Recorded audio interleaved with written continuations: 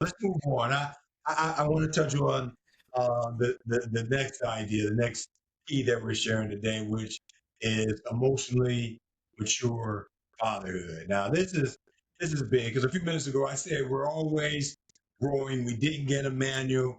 We're trying to really step into those father shoes as best as we possibly can. But emotionally mature fatherhood, it doesn't mean that you got to be perfect. And that is the thing that we share with dads all of the time. There is no perfection happening in fatherhood. You're going to err. You're going to make mistakes. You're going to be unsure, as I said earlier. But you need to continue to try and get better. Now, as you always say, Avery, you know, uh, Tuesday needs to be a day that you get better if Monday was not the day that you wanted it to be. And so, emotionally mature fatherhood means managing your reaction. You know, we need to be able to eliminate reacting and be able to replace that with responding. But first, let's start managing the reactions that we have till we get to the point that we're able to learn how to respond, which we teach in our coaching programs. But it also means repairing Yeah. when you miss something, right? There is always the opportunity to go back and repair something. But if you fail to do that, then you're missing out on the golden opportunity. You know, emotionally mature fathers means modeling accountability and making sure that you are taking ownership of the things that are taking place, showing your son how to regulate their emotions, not suppress them, right? And so when Yeah. you're modeling your emotions, when you're modeling emotional regulation, your son is picking up on that because your son learns how to handle life by watching how you handle stress, by watching how you handle conflict, by watching how you handle failure. And so, emotionally mature fathers, I think, do their sons a world of service. I want to share an example of something that my father did when I was growing up. That, at the time, I didn't understand how emotionally mature it was of him, but it helped me in my journey as a father. When I was in the ninth grade, the first report card that I came home with had four D's on it. And both of my parents were educators. My mother was a teacher, my father was a principal. So if you can imagine coming home with four D's on a report card. My mom was just like taken aback. She was flabbergasted by that, right? She looked at me like I was nuts. Like, are you sure you want to be here? And my Hmm. dad actually was gone on a business trip, returning home that night. So my mom made me go to the airport with her to pick up my father. And when my father got in the car, I handed him this report card, knowing that my life could very well end in the next moment, right? It just flashed before me. And my father just turned around after looking at the report card and simply said, "You got to do better than this. This is not who you are.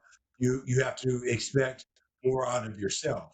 And as a principal, to be able to say that to me as a ninth grader, it helped me immensely because I knew how much I had erred, how much I had messed up. But my father did not, take that moment to berate me, to belittle me, to really go in on me. He took a mature route of teaching me in that moment how I needed to respect myself more, how I needed to expect more from myself. And don't get it twisted. I was grounded for like 3 months. So I did not see daylight after I got home from school. But just an example of how emotional maturity um, can impact your son's journey and teach him as he goes along how he regulates his emotions and how he deals with things as opposed to just flying off the handle, but thinking about it, pausing, and then having some thoughtful response. But go ahead, son. Yeah. I think the first thing that I'll say to that is There would not be an Avery and Brian experience or fathership. We would not be working together if I had the nerve to bring home 4 D's on my report card. Man, you're lucky you had the dad you had and not the dad that I had. Oh man, I'm just kidding. No, that's a crazy story though. I don't know what's crazier, the fact that you got the 4 Ds or the fact that your father, Grampy, handled it with so much grace. But that's important. That's really important. And I think, really all the fathers on this call need to understand that your son is building his future using the blueprint that you're living today. That's right. And if you want his life to rise, you have to raise your standard. Yeah. You have to raise your ability of being trustworthy. You have to raise your ability to set higher expectations, not for your sons, for yourself. Yeah.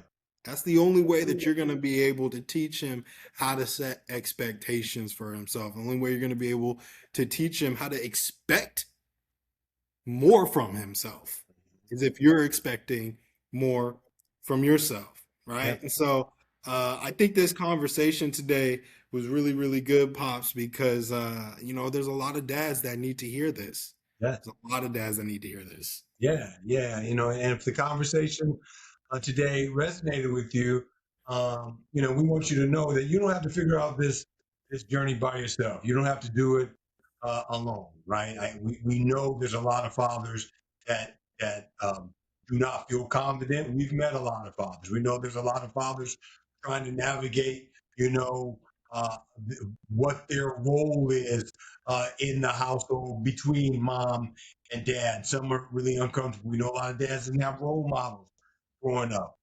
We also know that there are a lot of fathers that don't know how to express their emotions enough to be able to teach their children how to express their emotions. So we're currently inviting fathers into our 6 week live coaching program, Fathership.